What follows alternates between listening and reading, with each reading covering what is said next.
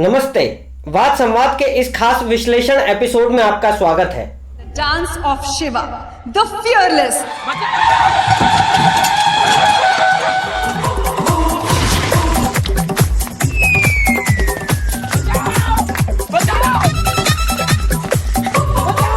धन्य हो हमारे ऋषि मुनि जिन्होंने थोड़ी सी संस्कृत यूज करके अपने बड़े बड़े कांड छुपाए हैं। कामा सूत्रा कैसा है ना, लाइक मेरा पिया घर है और Ram ji don't give fuck about your पिया। मेरा पिया घर है, राम जी, लाइक मैं 14 साल से खुद घर नहीं गया। बेशक हम सब इस्कॉन वाले हैं, पर अंदर से सब हरामी पॉर्न वाले हैं। अगर सीता ने सुन लिया तो वो तो डाउट करेगी कि if your husband is, why you are updating my husband bitch. एंड सीता को तो माधुरी पे पहले से शक है। वो गाना है तेरा करूं गिन गिन, तो उसको लगा वनवास गिन रही है कि साल 14 पे रुक गई।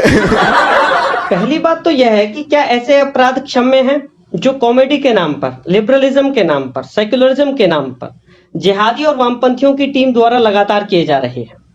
जिस तरह से ऐसे चीप वीडियोस फेसबुक पर, ट्विटर पर और यूट्यूब पर, बल्कि अन्य सारे सोशल मीडिया प्लेटफॉर्म्स पर भी दुनिया भर में वायरल किए जा रहे हैं, इनसे सनातनियों की जो मानहानि हो रही है, जो भावनाएं आहत हो रही है, उनकी क्षतिपूर्ति होना संभव नहीं है।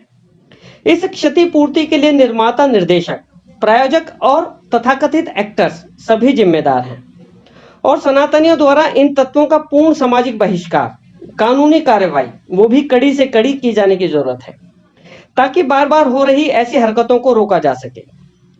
दूसरी बात, सभी एक्टर्स, प्रोड्यूसर्स, डायरेक्टर्स, चाहे वे किसी भी पंथ के हों, वे सस्ती ही सही पर प्रसिद्धि के लिए सनातन धर्म को ही क्यों टारगेट करते हैं। भारत में 80 से 85% हिंदू होते हुए भी हिंदुओं के विश्वासों को ही टारगेट करना, इनके पूर्वजों को, इनके प्रतीकों को टारगेट करते रहना, लगातार टारगेट करते रहना एक मनोवैज्ञानिक प्रश्न है। एक बात तो यह है कि इतिहासकारों और साहित्यकारों द्वारा जिस तरह से पिछले 100-150 वर्षों में हिंदुओं की अहिंसा के प्रति जो कंडीशनिंग की गई है, केवल हिंदू ही इस अपमान को सहन कर सकते हैं, यह इन सबको पता है। किसी और मजहब के खिलाफ यदि ये ऐसा करते तो इनके खिलाफ या तो फतवा जारी हो जाता या फिर मीडिया सांप्रदायिक होने का ऐसा तमगा इनके माथे पर लगाता कि पूरा भारतीय समाज इनका बहिष्कार कर देता। काम धंधा मिलना तो दूर, इनको जान के लाले भी पड़ सकते थे। इस लिहाज से हिंदुओं पर हमला काफी सेफ है। सार्वजनिक रूप से उपहास उड़ाना, फिर चुपचाप सॉरी बोल देना, इनके प्रोफेशन को, इनकी विचारधारा को रास आ रहा है। यदि विस्तृत संदर्भ में देखें तो एक खास विचारधारा है ऐसी तथाकथित अभिव्यक्ति की आजादी के पीछे। दरअसल किसी भी समाज पर कब्जा तभी संभव है जब उसके धार्मिक विश्वासों को, पूर्वजों के प्रति सम्मान को, प्राउड को, संस्कृति के प्रति आस्था को खत्म कर दिया जाए। यदि सीधे तौर पर खत्म ना किया जा सके तो कम से कम लोगों के मन में उनकी आस्था के प्रति संदेह जरूर डाल दिया जाए। भगवान राम के अस्तित्व पर सवाल इसी योजना का हिस्सा है। वह भगवान राम जो सनातनियों के लिए मर्यादा पुरुषोत्तम है, जो एक आदर्श व्यक्ति होने के साथ साथ एक आदर्श राजा हैं।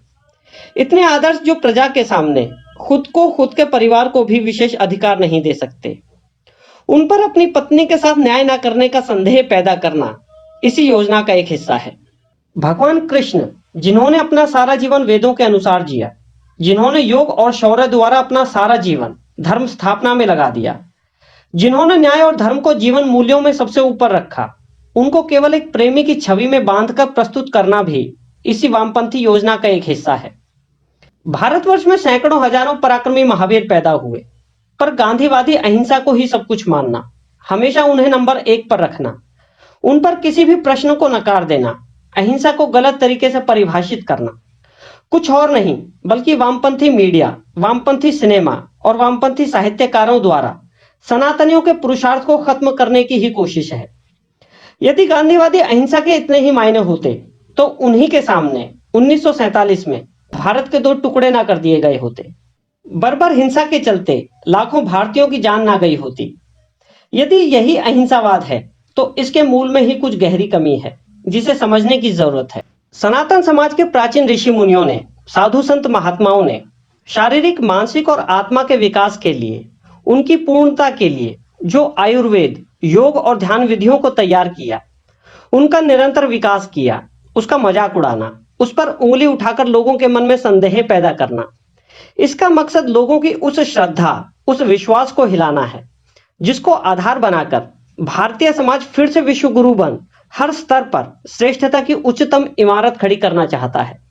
यदि वामपंथी अपने इस मकसद में कामयाब हो गए तो वह दिन दूर नहीं होगा जब भारत चीन या फिर इस्लामिक पाकिस्तान का गुलाम हो जाएगा।